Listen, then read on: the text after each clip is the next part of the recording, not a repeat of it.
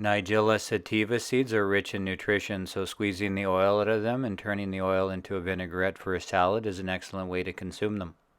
Black seeds, or black cumin seeds as they are also called, have a strong cumin flavor with a hint of charcoal, so Nigella Sativa oil has an acquired taste that I think goes well with southwestern barbecue recipe ideas. Adding Satsuma or Mandarin orange juice, a little minced shallot, garlic, and a well-flavored vinegar makes a very pleasant dressing for a very nutritious sprout salad. Small oil press machines work great for turning Nigella Sativa seeds into oil. To process 500 milliliters of seeds, it'll take about 3 to 4 minutes with a yield of a little less than 100 milliliters of oil, and less than 5 minutes to clean the parts after you're finished.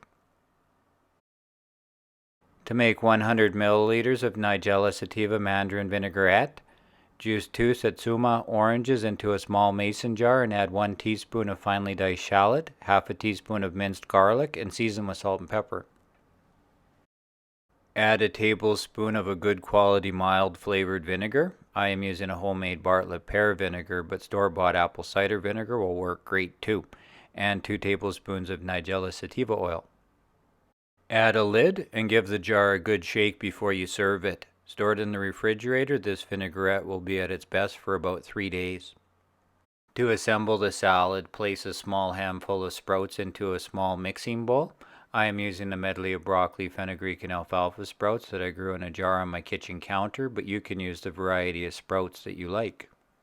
Add a peeled and segmented orange and toss with a tablespoon of the vinaigrette.